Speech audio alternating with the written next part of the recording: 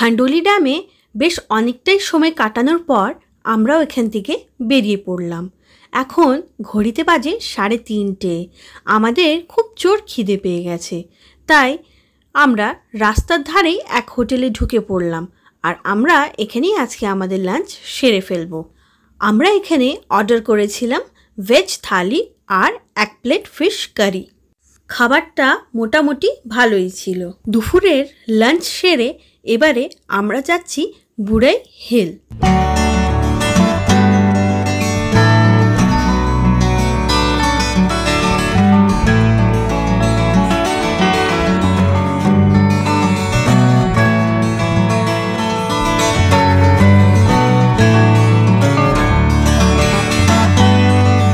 এটা বুড়াই নদী।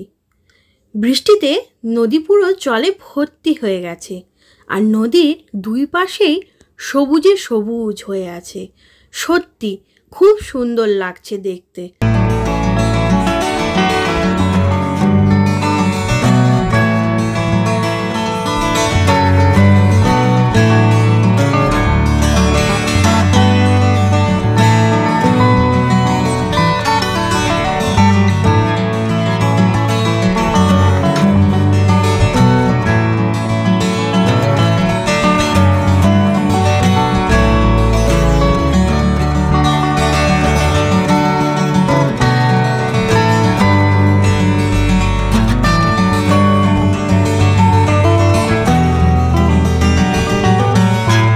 প্রাকৃতিকভাবে তৈরি একটা গুহা, তার উপরেই রয়েছে বহু প্রাচীন আর জাগ্রত মা বুড়েশ্বরী দেবীর মন্দির। রাস্তার দুই পাশেই প্রাকৃতিকভাবে তৈরি হওয়া পাহাড়ের উপর রয়েছে মায়ের মন্দির, আর নিচেই রয়েছে বেশ সুন্দর এক জলাশয়।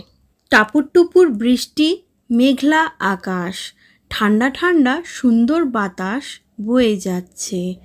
জলাশয়ও জল ভর্তি, চারিদিকে সবুজে সবুজ, আর রয়েছে দুই পাশেই প্রাকৃতিকভাবে তৈরি হওয়া পাহাড়, যার উপর রয়েছে দেবী মায়ের মন্দির। খুবই শান্ত এবং মনোরম পরিবেশ। এইখানের প্রাকৃতিক সৌন্দর্য আমাদের মনকে মুগ্ধ করে দিচ্ছে। সত্যি খুবই ভালো লাগছে এখানে এসে।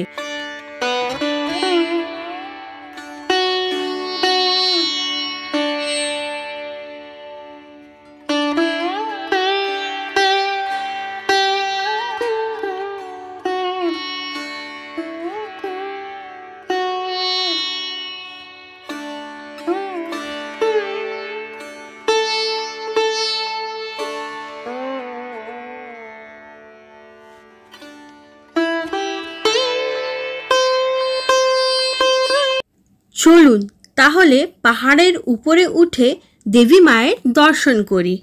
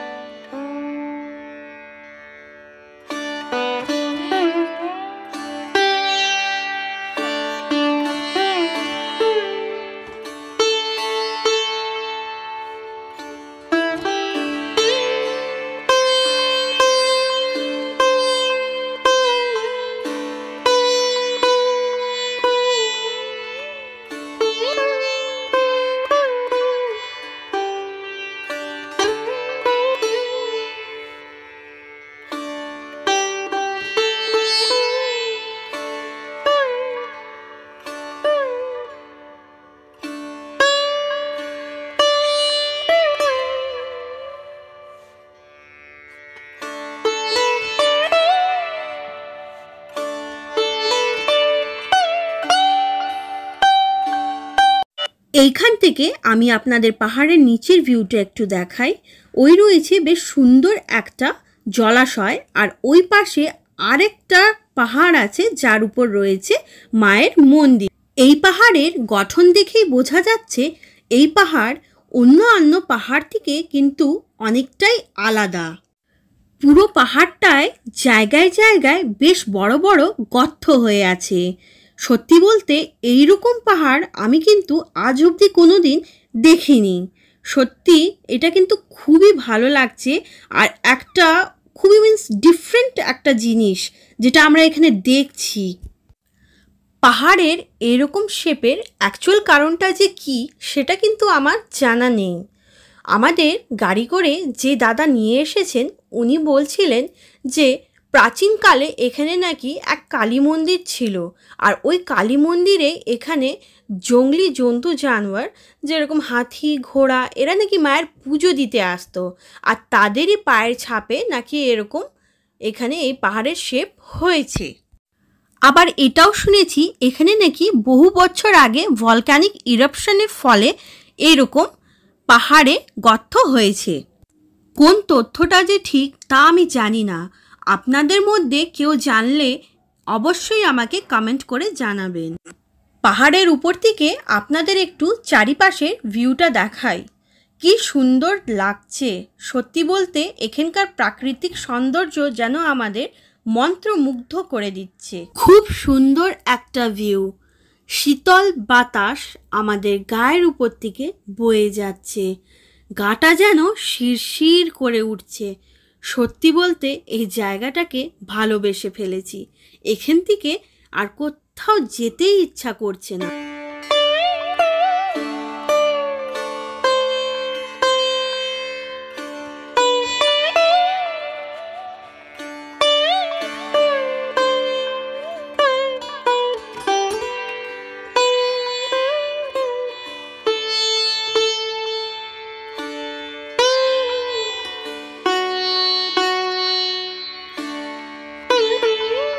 বৃষ্টিতে গর্তগুলোয় জল ভর্তি হয়ে গেছে।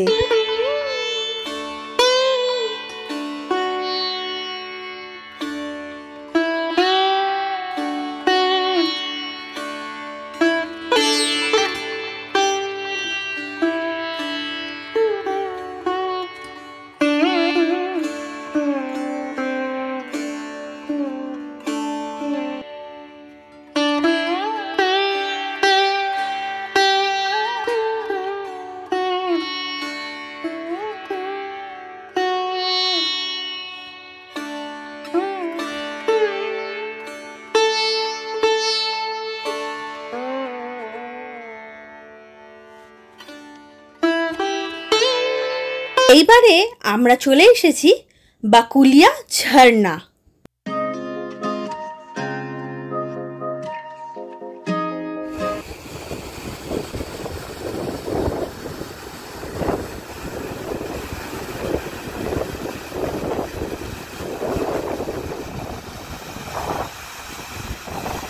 বেশ সুন্দর একটা জায়গা। সত্যি বলতে ওয়াটারফল, ড্যাম এইগুলো যদি দেখার হয় তাহলে বর্ষাকালে আসলেই কিন্তু এইরকম একটা অপূর্ব দৃশ্য দেখতে পারবেন।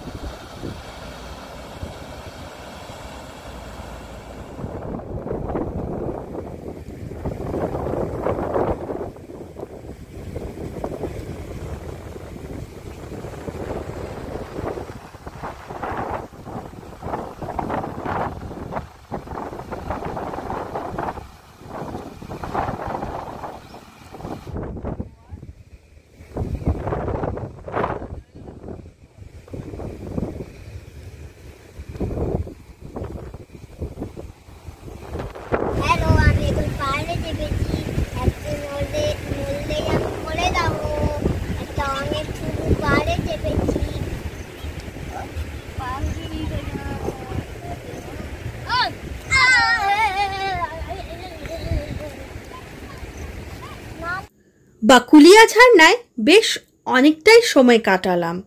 সত্যি খুবই ভালো লাগলো এখানে এসে। শুধু একটাই জিনিস খারাপ লাগলো, সেটা হলো যে বাকুলিয়া ঝর্ণা যেতে যে রাস্তাটা পড়ে সেটা কিন্তু কাঁচা রাস্তা, একটু খারাপ আছে। বর্ষাকালে কিন্তু একটু ভেবেচিন্তে যেতে হবে। এই যে রাস্তাটা দেখছেন, কাঁচা রাস্তা, তারপরে কিন্তু অনেকটাই উঁচু আছে। ছোট গাড়ি নিয়ে গেলে কিন্তু অনেক সাবধানে যেতে হবে। এরপর এখান থেকে বেরিয়ে আমরা যাচ্ছি বিবেকানন্দ মঠ।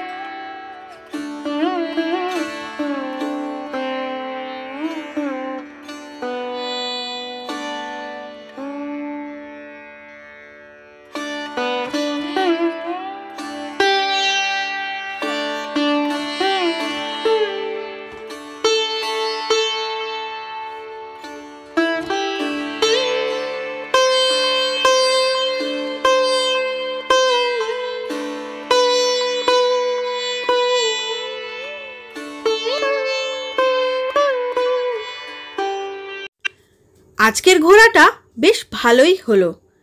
হোটেল ফিরতে আমাদের সন্ধে হয়ে গেছিল, খিদেও কিন্তু খুব জোর পেয়েছিল।